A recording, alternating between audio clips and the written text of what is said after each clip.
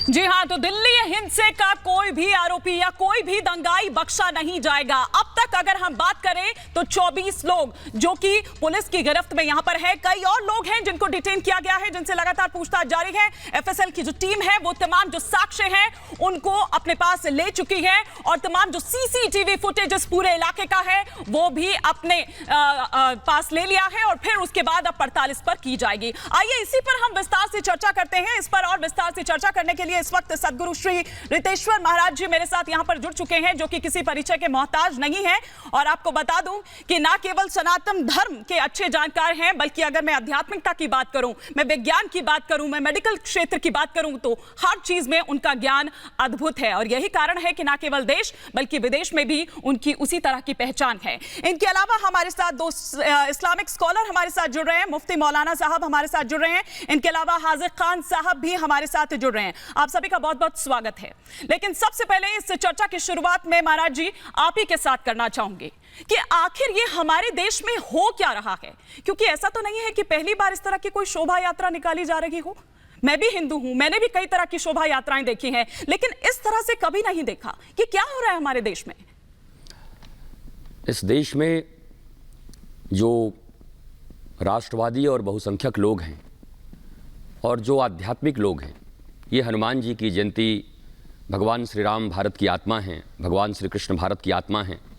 हनुमान जी जो हमारी गली गली में उपस्थित हैं, भारत के दिलों में उपस्थित हैं, दुनिया में उपस्थित हैं, उनके एक जयंती के शोभा यात्रा पर अपने ही देश में कई राज्यों में, वैसे दिल्ली की बात हो रही है, दिल्ली में जिस प्रकार के हिंसक झड़प हुए, जिस तरीके का हमला किया गया और जिस तरीके से एक शोभा यात्रा के ऊपर, आध्यात्मिक यात्रा के ऊपर अपने ही देश में निशाने बनाए गए, यह बहुत निंदनीय है और भविष्य की ओर इशारा कर रही है कि यह देश अगर ऐसे ही चलता रहा और इस देश में हम ऐसे ही असुरक्षित रहे और वो लोग जो इस देश को तोड़ना चाहते हैं, मैं हिंदू, मुसलमान, सिख, ईसाई, जैन, पारसी, बौद्ध इनकी बात नहीं करता, जो भी राष्ट्रवादी लोग हैं, जो भी अमन पसंद लोग हैं, वो सब हमारे हैं।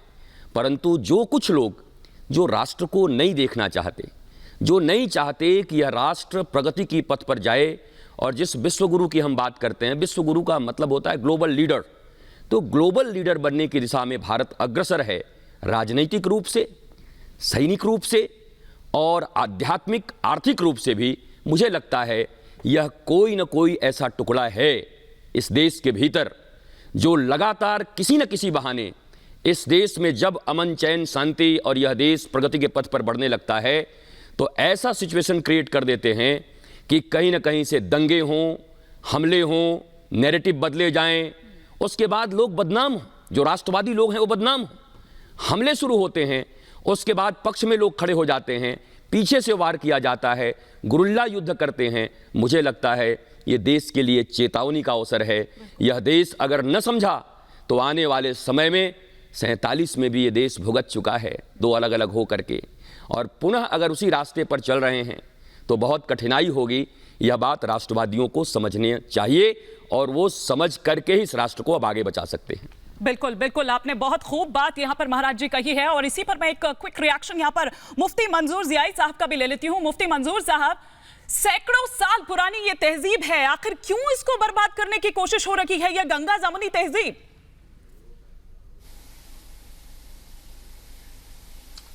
बड़ी जिम्मेदारी के साथ आपके व्यूवर के लिए ज़रूर कहना चाहूँगा, और पूरा देश इस बात को सुन रहा होगा और पूरी दुनिया में आपकी बात पहुँचती है। महाराज ने जो बातें कही हैं, मैं ये बिल्कुल इत्तेफाक रखता हूँ कि मुल्क को बदनाम करने की साजिशें, मुल्क को तोड़ने की साजिशें, मुल्क को पूरी दुनिया में बदनाम करने की जिस तरीके से जो लोग साजिश रच रहे हैं, उनके ऊपर में पूरी तरीके से कदगन लगना चाहिए। वो कौन लोग हैं जो शोभा यात्रा के दरमियान में कट्टे लेकर के निकलते हैं, उस पर कार्रवाई सख्ती से होनी चाहिए। वो कौन लोग हैं जो सनातन धर्म को और मुल्क हिंदुस्तान को बदनाम करने की कोशिश करते हैं, उन पर सख्त सख्त कड़ी कार्रवाई होनी चाहिए। वो कौन लोग हैं जो स्टोन प्लेटिंग करते हैं, पत्थरबाजी करते हैं, उनके ऊपर में भी सख्त कार्रवाई होनी चाहिए। वो कौन लोग हैं जो मस्जिदों पर जाकर के तिरंगे लग के जगह मस्जिदों पर जाकर के भगवे को लहराते हैं और मंदिरों के सामने जाकर के गंदगी फैलाने की कोशिश करते हैं, इन पर सख्त कार्रवाई होनी चाहिए। बहुत ही अलग ऐलान आपके चैनल के माध्यम से जरूर कहना चाहूंगा कि पूरी दुनिया में जब हम मजबूती के साथ जाने पहचाने जाते हैं और हम अपने इंटरनल मसले पे, अपने घरेलू मसले पे एक दूसरे के साथ उलझते और गरीबान पकड़ते, तलवार निकालते और लाठी निकालते दिखाई देते हैं, ये कहीं ना कहीं शर्मनाक है। और इस शर्मनाक पहलू को रोकने के लिए हम सबको यकजा होकर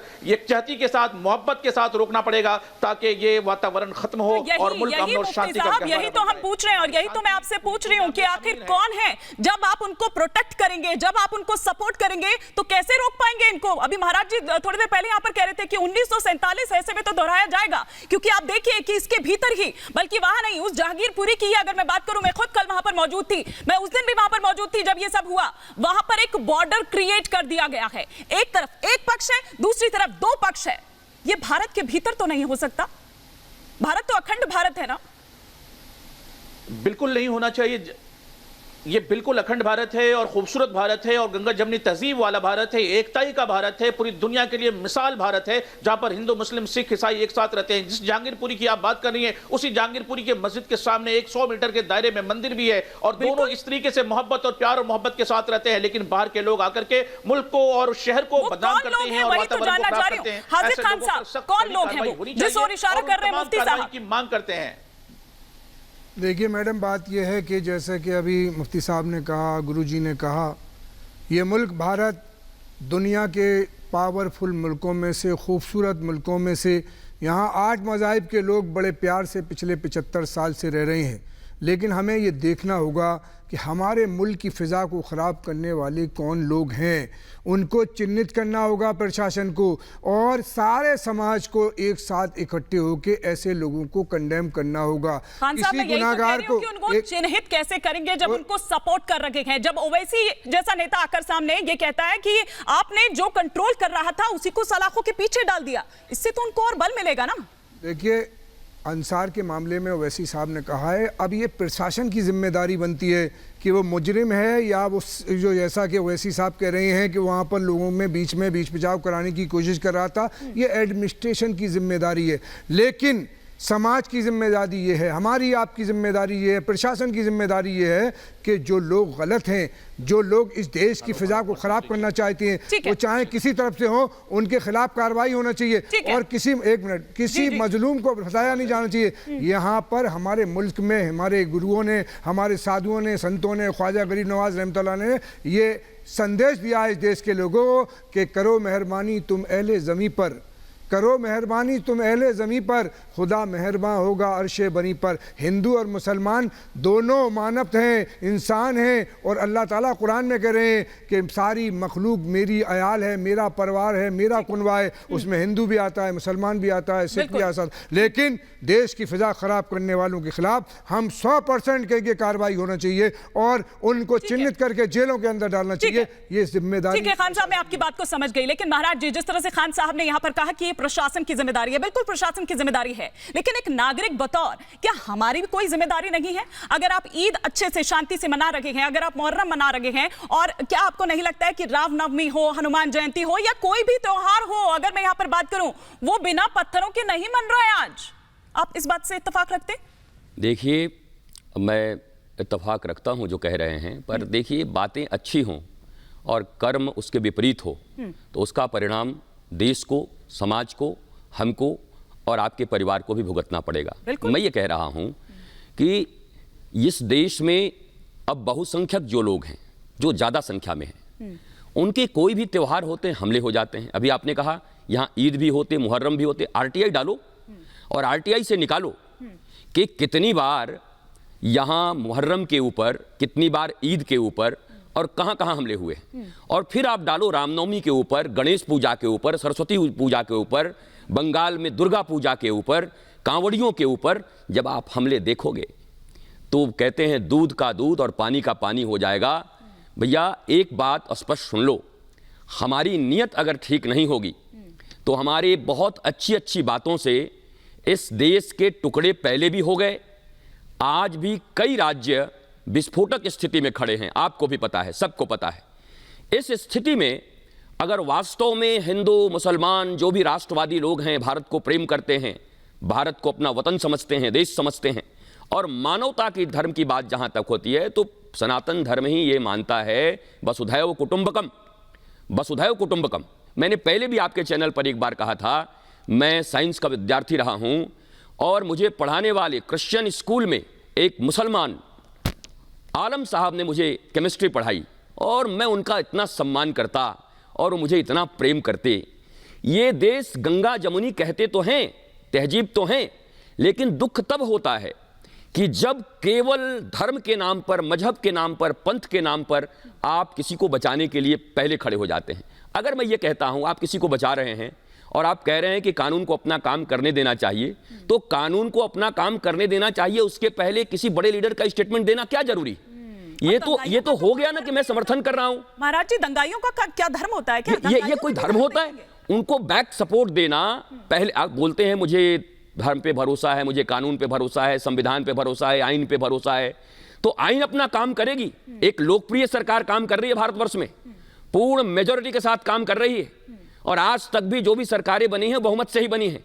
तो मैं ये कह रहा हूं बहुमत की सरकार काम कर रही है, लेकिन इसके पहले हनुमान जी की शोभा यात्रा पर जिस प्रकार का हमला हुआ है और उस हमले के बचाव में खड़े हो जाएं किसी भी व्यक्ति के पीछे, किसी भी व्यक्ति के पीछे, तो मुझे नहीं लगता कि ये उचित होगा। मुझे ऐसा लगता है कि चाहे वो मुसलमान हो, वो भी सड़कों पर निकले, कि देश में 80% बहुसंख्यक रहने वाले, हनुमान जी को मानने वाले, और आज उनके पर्व और त्योहार पर हमले हो जा रहे हैं, उसके बाद भी वो अपने घरों में बैठे हुए हैं, शांति से न्याय और कानून मांग रहे हैं सरकार से। क्या ये सहिष्णुता नहीं है? क्या ये आप सहनशीलता नहीं कहते सनातन धर्म का? तो सनातन धर्म की सहिष्णुता, भारत के प्रति प्रेम, राष्ट्रवादी विचारधारा को ऐसा न किया जाए, क्योंकि आप भी इस बात को मानते हैं 57 इस्लामिक कंट्री हैं मौलाना साहब। आपको भी पता है भारत से ज़्यादा सुरक्षित और भारत से ज़्यादा सेकुलर कंट्री आपको कहीं मिलेगा नहीं। ये वो लोग हैं जो भारत में ही कई लोग सुपरस्टार बन के भी कह देते हैं मुझे भय लगता है। मुझे याद है कि आप हों चाहे कोई हो, आप इसका कंडेम करते होंगे, जो भारतवासी हाथों हाथ उनको ऊपर उठाकर उनको अपना हीरो बनाते हैं, उनको भी कभी कभी डर लगने लगता है। ये नैरेटिव बहुत दिनों से चल रहे हैं। मैं तो चाहता हूं जो हमारे मौलाना साहब बैठे हैं, ये मैं इनके साथ खड़ा हूं। हम लोगों को मिलकर और ऐसे तत्वों के विरुद्ध काम करना चाहिए। आप भी कह रहे हैं हिंदू मुसलमान नहीं देखना चाहिए, मैं भी कह रहा हूं हिंदू मुसलमान नहीं देखना चाहिए, लेकिन हनुमान जी के इस शोभा यात्रा के ऊपर, हमारे ही देश में हमारे ऊपर इस प्रकार के हमले को आप कब तक केवल मौखिक रूप से, जुबानी रूप से नाजायज कहते रहेंगे? मैं love without loving activities towards the beloved is Sam SHM। ऐसा प्रेम जिस प्रेम में प्रेम की क्रिया ना हो, वो प्रेम प्रेम नहीं, पाखंड मात्र है। तो मुझे ऐसा लगता है सामने आइए, बाहर आइए, और आ करके जैसे उस जुलूस के समय आपने तो CCTV दिखा दिए हैं, आपने तो बहुत सारी चीज दिखा दिए हैं, अब उस पर भी मौलाना साहब को बोलना चाहिए कि 15 तारीख को एक दिन पहले युवक वहां जुटकर क्या कर रहे हैं, उस सरिया डंडे कहां से ला रहे हैं? एक दिन पहले की तैयारी हो रही है। आप कह रहे हैं अचानक नारा लगाने से हो रहा है, लेकिन ये CCTV फुटेज तो कुछ और कह रहा है। और ईमानदारी और नियत यही होनी चाहिए कि तुरंत कंडेम करना चाहिए कि हाँ, अगर पहले से उपद्रवी तत्व ऐसा कर रहे हैं तो कठोर से कठोर कार्रवाई उनके विरुद्ध होनी चाहिए। बिल्कुल, ये बहुत ही वैलिड पॉइंट आपने उठाया और इसी पॉइंट पे मैं आ रही थी, लेकिन मुफ्ती साहब अभी मेरे साथ है नहीं, मैं चाहूंगी कि जल्दी से जुड़ जाएं। लेकिन खान साहब, अचानक तो ये सब कुछ नहीं हुआ। अचानक क्या वहां पर इतनी सारी वो कांच की बोतलें आ जाती है, बियर की बोतलें आ जाती है, पत्थर आ जाते हैं, पेट्रोल बम आ जाते हैं, हथियार आ जाते हैं, ये सब अचानक हुआ? देखिए मैडम, बात यह है कि आप जो विजुअल दिखा रही हैं, हमने और भी चैनलों पे और सोशल मीडिया पे भी विजुअल देखे हैं। मैं पूछना चाहता हूं, जब CP साहब ये बयान दे रहे हैं दिल्ली के कि हमने 2 यात्राओं की परमिशन दी थी, फिर तीसरी यात्रा जिसकी परमिशन नहीं थी वो अफ्तार के टाइम गई और मस्जिद के सामने, मैं ये कह रहा हूँ कि उसमें जो तलवार हाथ में लिए हुए थे, जो कट्टे लिए हुए थे, वो भी गुनाहगार हैं, और जो पहले से ऐसे आप कह रही हो अगर वो सच है और सच दिखाया जा रहा है तो वो भी गलत है। गलत को गलत नहीं क्योंकि मैं अभी गोस्वामी जी कह रहे थे कि दिल में कुछ है जुमा पर कुछ, दिलों में आग, लबों पर गुलाब रखते हैं और अक्सर लोग अपने चेहरे पे दोहरे नकाब रखते हैं। हम दुरंगी बात नहीं करते। हम अगर दुरंगी कर रहे हैं तो हम देश के साथ भी विश्वासघात कर रहे हैं, कानून के साथ भी विश्वासघात कर रहे हैं, इस देश के 130 करोड़ इंसानों के साथ नाइंसाफी कर रहे हैं। हमें कंडेम गलत को करना है और मैं ये कहूंगा कि जो मुजरिम है उसको सजा मिलना चाहिए, लेकिन किसी आपके हिसाब से गलत क्या है और उनके हिसाब से गलत क्या है, ये तो बड़ा सब्जेक्टिव इशू है ना। देखिए बड़ा छोटा सा मामला था ना जब ये मामला शुरू हुआ था, ध्वनि प्रदूषण का मामला था ना सर, ध्वनि प्रदूषण का था, यहां से शुरू हुई थी, छोटी सी बात थी, इसमें क्या आपत्ति थी? ध्वनि प्रदूषण से शुरू हुआ था ना, चाहे आपका अल्लाह हो या हमारा भगवान हो, जरूरी तो नहीं है कि उसके लिए आपको इतना बड़ा भोंपू लगाना है, लाउडस्पीकर लगाना है।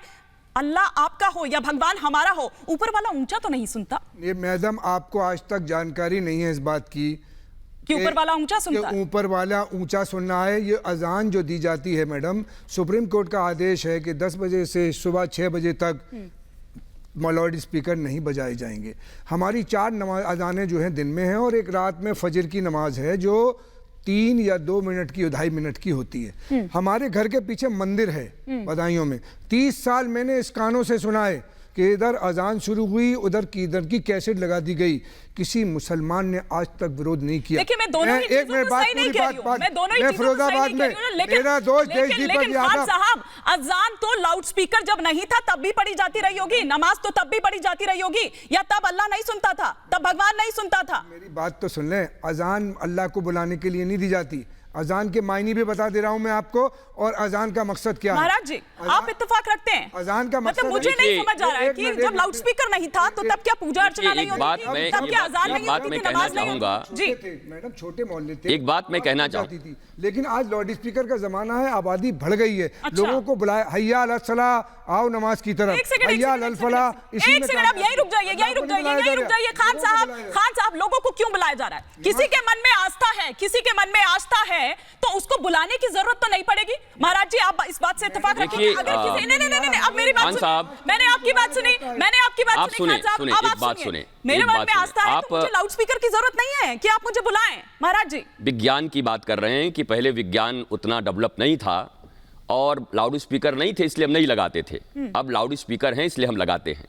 आप कहते हैं कि मैं मानवता की बात करता हूं, आप कहते हैं मैं प्रत्येक मनुष्य के हिफाजत की बात करता हूं, आप कहते हैं कि हमारे धर्म में प्रत्येक मनुष्य के सुविधा का ख्याल रखा जाता है।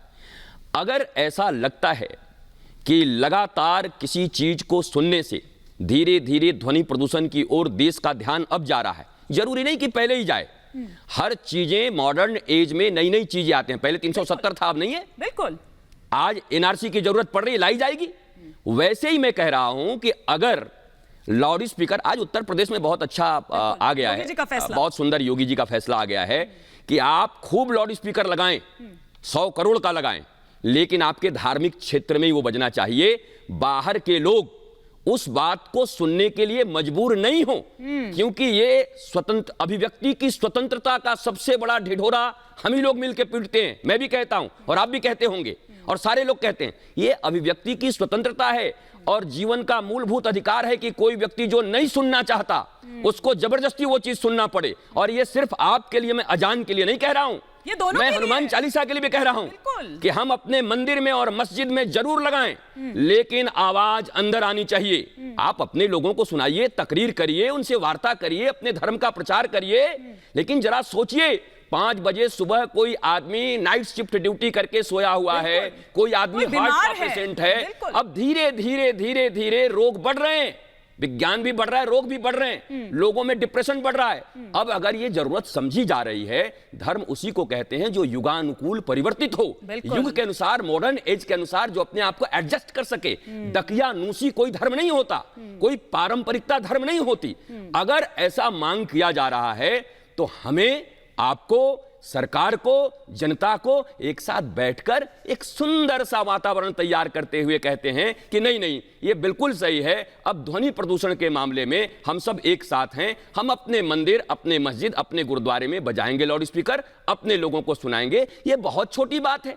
अब इसको इतनी बड़ी बात क्यों बनाई जा रही है कि आप हमारे विरुद्ध हैं, आप हमारे विरुद्ध जा रहे हैं? कुछ विरुद्धता की बात नहीं है। मैं कह रहा हूं ये एक जवाबी चीज है। जो लोग नहीं चाहते कि आप बजाएं, उनको तकलीफ हो रही, उनके पास कोई उपाय नहीं था, तो उन्होंने हनुमान चालीसा बजाना शुरू कर दिया। लेकिन वो इसलिए बजा रहे हैं, मैं आपको कह सकता हूं, देश की नब्ज मैं भी पहचानता हूं। ये देश और राष्ट्रवादी लोग और जो लोग ये कर रहे हैं, इसलिए कर रहे हैं कि वो चाहते हैं कि धर्म के काम धार्मिक परिक्षेत्र में ही समाप्त कर दी जाए, वहीं पर उसको कब्जे में रख लिया जाए, वो लोगों को परेशान न करे। मुझे लगता है आप मेरे से सहमत होंगे पूर्ण रूप से, और आप भी मेरे साथ। हम आप दोनों चलेंगे राष्ट्रपति के पास में, अगर राष्ट्रपति से मिल सकते हैं तो हम जरूर ज्ञापन भी देंगे कि ऐसा कर दीजिए कि भारतवर्ष के प्रत्येक धार्मिक मंदिर मस्जिद में लाउड स्पीकर जरूर लगे, पर अंदर सुनने के लिए, इंडोर नॉट आउटडोर, जबरदस्ती किसी को ना सुनना पड़े। मेरा ऐसा ही कहना। बिल्कुल। तो मेरे ख्याल से खान साहब, मैं मुफ्ती साहब का भी रुख करना चाहूंगी, लेकिन एक क्विक रिएक्शन आपका, क्योंकि महाराज जी आपसे ये जान रहे थे कि भाई देखिए गाइडलाइंस का पालन होगा या नहीं होगा। मेरा तो सवाल सीधा सा आपसे ये है, आपको नहीं लगता कि ये एक अच्छी कोशिश है, ये एक अच्छी पहल है और माहौल भी इससे बेहतर रहेगा? देखिए मैडम, सुप्रीम कोर्ट ने जब कानून पास किया और सुप्रीम कोर्ट का जो आदेश आया, उसमें मंदिर और मस्जिदों को तय किया गया कि इतनी वायलेशन की आवाज़ के साथ उन्हें उसको बजाना है। बात सुप्रीम कोर्ट की है, कानून हिंदुस्तान के लोग अपने हाथ में लेंगे, ये नहीं चलेगा।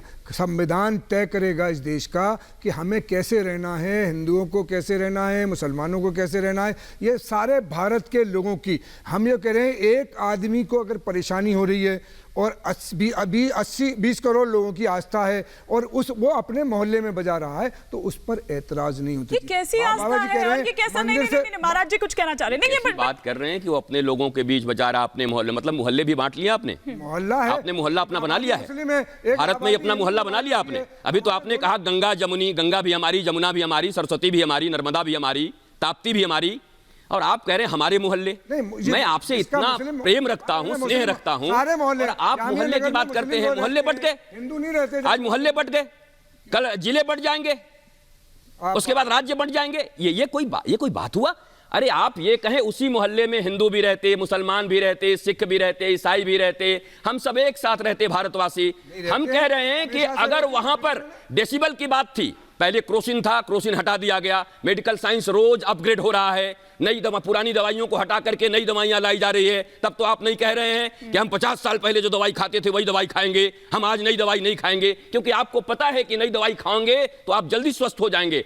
आज की स्थिति में जो टेंशन और डिप्रेशन की हालत है पूरी दुनिया और देश में, साउंड पॉल्यूशन के कारण, और जो भी पॉल्यूशन हो रहे हैं यहां पर, आपके वायु प्रदूषण हो रहे हैं, साउंड पॉल्यूशन हो रहे हैं, उसके बिना पे अगर ये कहा जा रहा है कि धीरे धीरे हमें धर्म के क्षेत्र में ऐसा बनना चाहिए कि हम कम पॉल्यूशन करते हुए अपने मंदिर मस्जिद में ही अपने लाउड स्पीकर को सीमित रखें, अपने लोगों को ज्ञान दें, अपने लोगों के बीच तकरीर करें, अपने लोगों के बीच प्रवचन करें। भैया अभी धार्मिक लोग नहीं है, यहाँ नास्तिक लोग भी हैं। नास्तिक लोग बिल्कुल नहीं सुनना चाहते, नास्तिक लोगों को कोई मतलब नहीं। इस भारतवर्ष में नास्तिक भी बहुत रहते हैं, धार्मिक भी रहते हैं, अलग अलग मजहब के लोग रहते हैं। तो मैं किसी के ऊपर मजबूरी न बन जाऊं। और साल में अगर 1-2 साल अगर कोई बढ़िया, साल में 2 दिन कोई उत्सव होता है तो उस दिन हम सब मिलकर कहेंगे मुहर्रम है, चलिए आज पूरा हम लोग भी मनाएंगे एक साथ, ईद है हम लोग भी मनाएंगे एक साथ, अच्छा आज होली है, अच्छा आज हनुमान जी की जयंती है। 3-4 की बात अलग है, 365 दिन अगर कोई नहीं चाहता तो मौलाना साहब क्यों नहीं हम लोग मिलकर मॉडर्न एज के अनुसार। और ये तो देखो योगी जी ने कितनी अच्छी बात कही, उत्तर प्रदेश के मुख्यमंत्री ने। वो योगी जी हैं, साधु हैं, हमसे पक्ष में हैं, हिंदू हैं, इसलिए नहीं कह रहा हूं। उन्होंने कहा कि पूरा का पूरा पालन होना चाहिए। और संविधान की बात करते हैं आप, संविधान कौन बनाता है? संविधान सरकार बनाती है, लोकसभा और राज्यसभा बनाती है, संविधान वो बनाते हैं। और संविधान बनाने वाले को चुनते कौन है? जनता चुनती है। आज जनता ने जिनको चुनकर भेजा है और वो लोकसभा राज्यसभा में हैं, तो जैसे धारा 370 बदल दिया गया वैसे आइन भी बदलते रहेंगे। आइन क्यों नहीं बदलेंगे?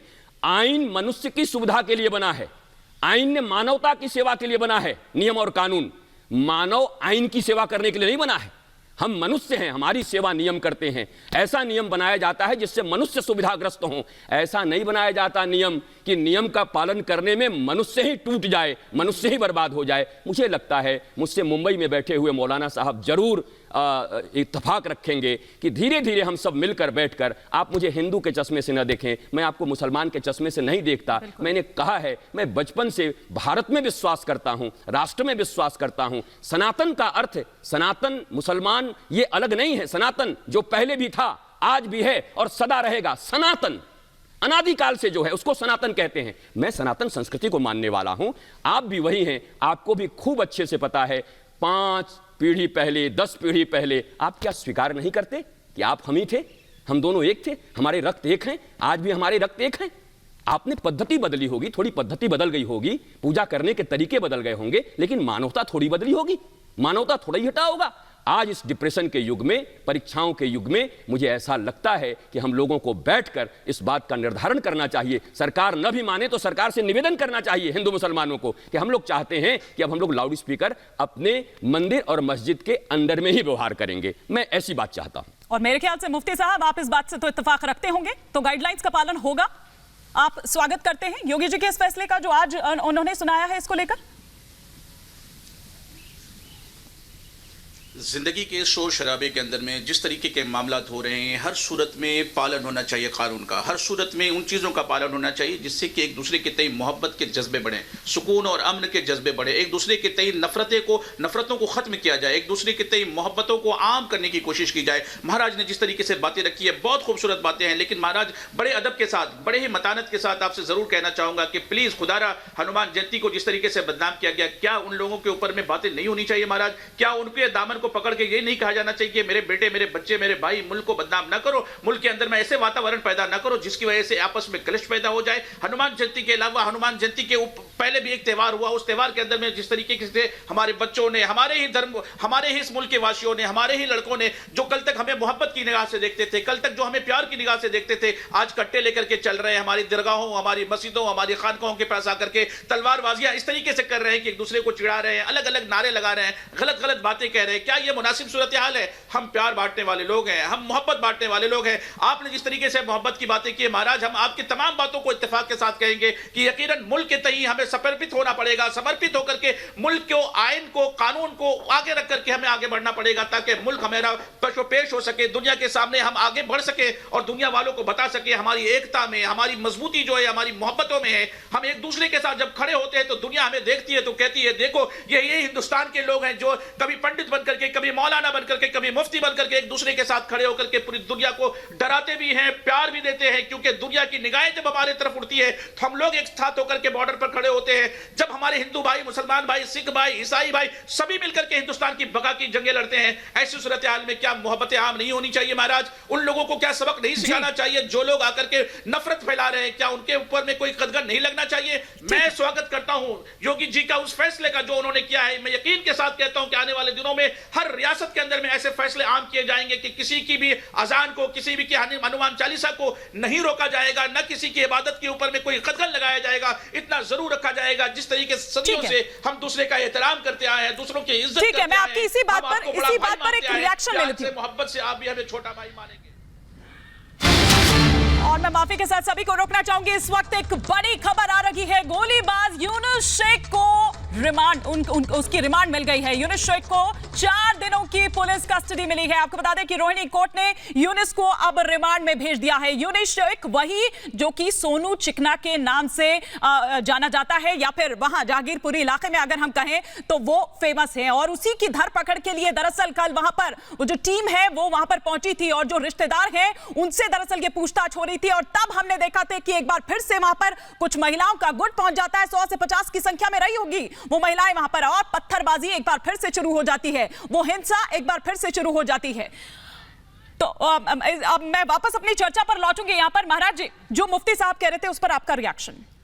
मुफ्ती साहब ने अच्छी बात कही है और उन्होंने कहा है कि उन पर कार्रवाई होना चाहिए कि नहीं। आपको एक चीज का विश्वास रखना चाहिए कि इस देश में जो अभी सरकार चल रही है, उस सरकार के जो मुखिया हैं, न उनका कोई अपना परिवार है, न किसी परिवार के लिए वो जीवन में काम करते हैं। आपको भी एहतराम करना होगा इस बात का। न कोई भ्रष्टाचार के मुद्दे हैं, वो मुल्क को, इस देश को अपना परिवार मानते हैं। और इस देश में हो रहे किसी भी प्रकार के विध्वंसक कार्रवाई को, चाहे गृहमंत्री हो, चाहे प्रधानमंत्री हो, निश्चित तौर पर दिल्ली उनके अंडर में आता है। और आपने कार्रवाई ब्रेकिंग न्यूज में देख लिया, और आप अभी आगे भी कार्रवाई देखेंगे। मैं ये नहीं कहता कि कोई जाके मस्जिदों में झंडे लगा जाए, मैं कभी भी इस बात का समर्थक नहीं रहा हूं, और कभी भी सनातन संस्कृति के लोग इस बात के समर्थक नहीं रहे हैं, क्योंकि बाबर जैसे लुटेरे आकर के, बाहर के लोग आकर के मंदिरों को तोड़ करके मस्जिद बना के चले गए। आज तक तो हम उसे वापस नहीं ले पा रहे हैं। और हम उसे वापस क्या ले पाते अगर आप हमारे साथ रहें, बैठें और आप कह सकें कि एक समय देश में ऐसा हुआ था कि जब बाहर के लुटेरे और आक्रांता हमारे बीच में आए और उन्होंने तोड़फोड़ की और भारत की संपत्ति को लूट कर ले गए, उन्होंने धर्म के नाम पर हमें बरगलाया और हम चाहते हैं कि हम भारतवासी फिर एक साथ रहें, तो यह भी एक रूपरेखा निकल सकती थी। हम आपस में बैठ के सब चीजों का समाधान कर सकते थे। मैं फिर कहता हूं, सुप्रीम कोर्ट जब हमारे फेवर में हो तो हम सुप्रीम कोर्ट के हो जाएं, जब हमारे फेवर में धर्म की बातें आए कि हमारे धर्म के पुस्तक में, हमारी गीता में लिखा है, तो हम उसकी बात मानने लगे। हमारा कोई लीडर कह दे तो कहे हम अपने लीडर की बात मानते हैं। ऐसी बातें मुल्क में नहीं होनी चाहिए। अगर संविधान मानते हैं, संविधान का अर्थ आप जानते हैं? संविधान दुनिया में अर्थात भारत में जहां का भी संविधान है, ये संविधान, सम का अर्थ होता है, हिंदी जरूर जानते होंगे, बराबर का विधान, बराबर का कानून, एक एक भारतीयों के लिए कानून बराबर हो। क्या आप समान नागरिक संहिता कानून का समर्थन करते हैं? आप मांग करते हैं कि इस देश में समान नागरिक संहिता कानून होनी चाहिए? क्या आप मांग करते हैं कि देश का पूरा कानून और नियम किसी मजहबी पुस्तक के आधार पर नहीं, बल्कि हमारे लोगों के हिफाजत के लिए, हमारे देश की एकता के लिए, अखंडता के लिए और देश की प्रगति के लिए होना चाहिए? हम कोई भी धार्मिक बात ले जाकर के कोई भी फैसिलिटी उसमें से नहीं मांगेंगे। क्या आप इस बात पर सहमत हैं? मैं आज जानना चाहता हूं, अगर आप संविधान की बात करते हैं तो संविधान शब्द का अर्थ ही होता है एक जैसा विधान। जरूर बोलेंगे आप वेट करें। संविधान का अर्थ होता है एक जैसा विधान। तो एक जैसा विधान की मैं मांग करता हूं और आपसे भी चाहता हूं कि आप भी हमारे साथ चलें और चलकर मांग करें कि हम सारे भारतवासी चाहते हैं कि यूसीसी यहां पर आ जाए, हम चाहते हैं कॉमन नागरिक संहिता कानून यहां पर आ जाए, हम चाहते हैं भारत के प्रत्येक लोगों के लिए हर कानून बराबर हों। हम कभी धर्म का पक्ष लेकर, कभी अपने लीडर का पक्ष लेकर, कभी सुप्रीम कोर्ट का पक्ष लेकर, कभी अपने पसंद की सरकार का पक्ष लेकर के हम बातों को बदल नहीं सकते। कानून एक होगा, एक तरीके से मानेंगे और इसके लिए अगर सरकार समान नागरिक संहिता कानून लाती है तो चलिए, नहीं लाती तो हम लोग मांग करते हैं कि भाई ये तो रोज झंझट होते रहेंगे ऐसे। अगर समान नागरिक संहिता कानून आ गई तो चाहे वो भगवा गमछा टांग कर, आप कह रहे हो ना कि भगवा गमछा टांग करके उन लोगों ने ऐसा किया, नारे लगाए, कुछ भी किए उन्होंने, लेकिन आप देखोगे, आप बहुत ध्यान से देखो, मैं किसी भी ऐसी बात का समर्थन नहीं करता। धर्म संसद भी हुआ था, जो शब्द बोले गए थे, मैंने कहा एक संत की भाषा ऐसी नहीं हो सकती। अभिव्यक्ति की स्वतंत्रता उनकी वो है, वो कुछ भी कह सकते हैं, क्योंकि यहां तो दुर्गा के नंगे तस्वीर बना दिए जाते हैं, यहां तो सरस्वती के नंगे तस्वीर बना दिए जाते हैं। उसके बाद एक गैंग पीछे खड़ा हो जाता है, अभिव्यक्ति की स्वतंत्रता है, अभिव्यक्ति की स्वतंत्रता है, अभिव्यक्ति की स्वतंत्रता है। तब भी सारे के सारे लोगों को, मौलाना साहब को, साधु जी को, गुरु जी को, आम नागरिक को बाहर आना चाहिए और कहना चाहिए कि नहीं, ऐसी बातें हम स्वीकार नहीं कर सकते। मैं आपसे इतना ही कहता हूं कि देश के समस्या के मूल कारण की ओर जाइए, लक्षणों के ऊपर मत जाइए। लक्षणों से इलाज नहीं होते। कारण यह है, एक देश, एक विधान होना चाहिए, एक कानून होना चाहिए। हिंदू हो, मुसलमान हो, अपने अपने मत और मजहब का अपने दायरे में पालन करते रहें। पर जब राष्ट्रहित खतरे में पड़ेगा, जब देशहित खतरे में पड़ेगा, मानवता खतरे में पड़ेगी, कत्लेआम होंगे, तो उस समय धर्म की किताबों की बात नहीं सुनी जाएगी। उस समय संविधान से ही देश चलेगा और सदा संविधान से ही देश को चलना चाहिए। मैं तो हिंदू राष्ट्र की मांग नहीं कर रहा हूं। मैं 80%, आप बोल सकते हैं ना, 80% साधु भी हूं, मैं देश का नागरिक भी हूं। मैं कह रहा हूं सेकुलरिज्म बचा ही वहां है जहां पर हिंदुत्व बचा है। हिंदुत्व एक विचारधारा है। जहां ज्यादा संख्या में हिंदू हैं वहां सेकुलरिज्म बचा हुआ है। मैं बार बार आपसे कहता हूं 57 कंट्री हैं। जब जब संख्या बढ़ती है तो देश का सेकुलरिज्म खतरे में पड़ जाता है और देश धार्मिक देश बन जाता है। मुझे पक्का पता है कि मैं, मौलाना साहब और खान साहब, हम सब सेकुलर कंट्री चाहते हैं, हम सब पंथ निरपेक्ष कंट्री चाहते हैं और आपस में मिलकर भारत का नाम ऊंचा करना चाहते हैं। बिल्कुल, बहुत बहुत खूब आपने यहाँ पर कहा। और मुफ्ती साहब, मैं चाहूंगी कि आप इस पर रिएक्ट करें कि वाकई में क्या आप इनका समर्थन करते हैं, आप इन बातों को मानते हैं। और जिस तरह से आप यहाँ पर बात कर रहे थे उन तमाम देशों की, आप देखिए स्वीडन में क्या हो रहा है, वहां पर कुरान जलाई जा रही है, दंगे हो रहे हैं, वहां पर इजराइल में क्या हो रहा है, फिलिस्तीन में क्या हो रहा है। मुफ्ती साहब, देखिए, पूरी दुनिया के ग्लोबल की हालात को मद्देनजर रखते हुए आज हम पूरी दुनिया से सबसे ज्यादा खुश हैं। पूरी दुनिया में जहां पर भी दुनिया की सारी आबादी को एक तरफ कर दें, हिंदुस्तान हमारा पूरी दुनिया में सबसे मशहूर, सबसे खूबसूरत, सबसे बेहतर, सबसे अच्छे इसलिए है कि हम दोनों भाई मिलजुल के रहते हैं, हम एक दूसरे का सम्मान करते हैं। और सम्मान के दरमियान में हमारे महाराज ने जिस तरीके से ट्विस्ट किया है, उस ट्विस्ट पर भी मैं दो बात जरूर कहना चाहूंगा। सबसे इंपॉर्टेंट बात जो उन्होंने की है, सम्मान नागरिक संहिता की बात की है, सीएए की बात आपने की है। मैं आपको दूसरे लफ्जों में यूसीसी की बात आपने की, सॉरी यूसीसी की जो आपने बात की है, इसको मद्देनजर रखते हुए यूसीसी हिंदुस्तान में अभी लाया नहीं गया है। क्या आप इस संविधान को गलत मानते हैं महाराज? जिस तरीके से संविधान में हमें हिंदुस्तान के मुसलमानों को, हिंदुस्तान के ईसाइयों को, हिंदुस्तान के जैनियों को और दूसरे भाइयों के उनके हकों की इसी संविधान ने दिए हैं, क्या इस संविधान को आप मुफ्ती साहब पहले इसी बात का जवाब ले लेती हूँ। आपने कहा ट्विस्ट किया, पहले इसी पॉइंट का जवाब ले लेते हैं। आप ले लो जवाब। ट्विस्ट किया जी महाराज। भारत का संविधान कभी गलत नहीं है। मैंने कहा संविधान मनुष्यों के सुविधा के अनुसार बनाए जाते हैं और संविधान के अनुच्छेदों को बार बार अमेंडमेंट किया जाता है।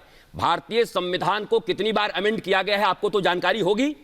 मनुष्य की सुविधा के अनुसार, देश की सुविधा के अनुसार, देश की प्रगति के लिए संविधान में बदलाव किए जाते हैं, उनके नियमों में बदलाव किए जाते हैं। फिर वही जब 2/3 बहुमत से कोई सरकार लोकसभा और राज्यसभा में किसी चीज को नियम बना देती है, राष्ट्रपति अपने मुहर लगा देते हैं, तो वही संविधान हो जाता है। संविधान को आप गलत कह रहे हैं। मैं भारत का नागरिक हूं, साधुवाद में हूं, मैं भारत के संविधान को सबसे बड़ा धर्म ग्रंथ मानता हूं, लेकिन मेरा यह भी मानना है कि इस संविधान में निरंतर नए अनुसार सुझाव देते हुए भारत की प्रगति में जहां जहां कोई बाधा हो, कोई ब्रिटिश चीजें इसमें आ गई हों, उस समय के अनुसार। भैया देखो, एक बात समझ लो, जून के महीने में आपको पतली चादर में भी गर्मी लगती है, पर वही दिसंबर का महीना हो भारत में तो आपको रजाई ओढ़नी पड़ती है।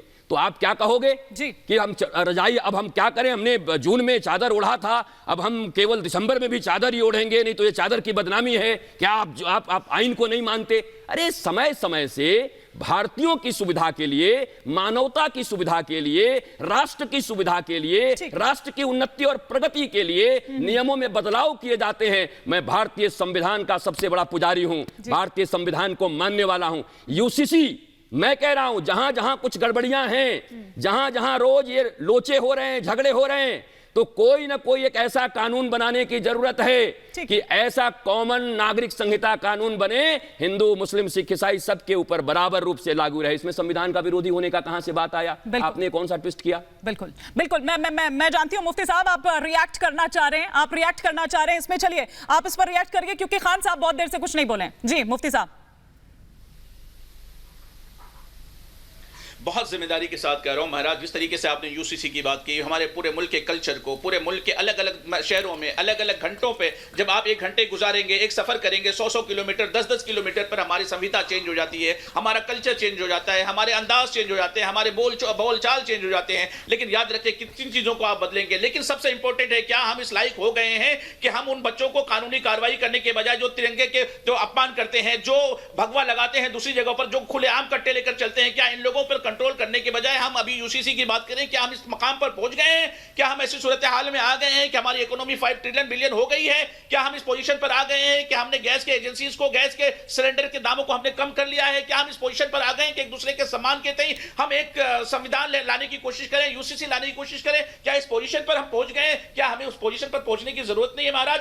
बड़े अदब के साथ सम्मान करते हुए आपका जरूर कहना चाहूंगा कि मुल्क के तही जहां पर भी जो कानून नाफिज होता है, कानून पर अमल दरामद करना हम सबकी जिम्मेदारी है, और हम लोग सब कानून पर अमल करने वाले लोग हैं। ताज्जुब इस बात का है कि आप अपने देश को इस स्तर का नहीं मानते कि हम यूसीसी लागू कर सके। लेकिन आज सूरत इस भारत में ऐसे लोग नहीं जो समान नागरिक संहिता कानून लागू कर सके। आप अपने भारत की योग्यता के ऊपर शंका कर रहे हैं कि हमारा देश क्या इस योग्य हो गया? हमारा देश विश्व में सबसे योग्य है, विश्व गुरु है। भारत पूरी दुनिया को लीड करने वाला है, क्योंकि इसके साथ सनातन संस्कृति है, जो वसुधा को अपना कुटुंब मानती है, जो पूरी दुनिया को अपना परिवार मानती है। सहिष्णुता, दया, करुणा, प्रेम, क्षमा, धृति, ये इस धर्म की सबसे बड़ी पहचान है, सनातन संस्कृति की। आप कहते हैं हम इस योग्य हो गए कि समान नागरिक संहिता कानून ले ले। अरे ये तो जंगल में भी होता है। जंगल के कानून में सिर्फ समान नागरिक संहिता कानून नहीं होते, किसी भी सभ्य राष्ट्र में, किसी भी सभ्य देश में समान नागरिक संहिता कानून, आपके घर में भी समान नागरिक संहिता कानून होगा। आपके जो अपने बच्चे होंगे कहते होंगे पिताजी एक निगाह से सबको देखिए, मोहल्ले वाले भी कहते होंगे सबको एक निगाह से देखिए। आप कहते हैं हमारा देश अभी योग्य नहीं हुआ है। और मैं जिस मुद्दे पर आज बात हो रहा है उस मुद्दे पर ही बात करिए। हनुमान जयंती के दिन जिस प्रकार की दिल्ली में हिंसा हुई है और इतना सब कुछ होने के बाद भी सहिष्णुता के साथ सभी लोग बैठे हुए हैं, क्योंकि हम संविधान पे भरोसा रखते हैं, हम सरकार पे भरोसा रखते हैं और हम अपने अमन, चैन और पसंद सनातन संस्कृति पर भरोसा रखते हैं। बिल्कुल, बहुत बहुत इंपॉर्टेंट बातें यहां पर जो महाराज जी ने यहां पर कही है। लेकिन मैं माफी के साथ यहीं पर सभी को शुक्रिया अदा करना चाहूंगी। मैं माफी चाहूंगी खान साहब, आपसे ज्यादा समय नहीं दे पाई, लेकिन समय मेरे पास इतना ही है और फिलहाल हमें यहां पर एक छोटे से ब्रेक के लिए रुकना होगा। लेकिन ब्रेक के बाद भी रिपब्लिक भारत पर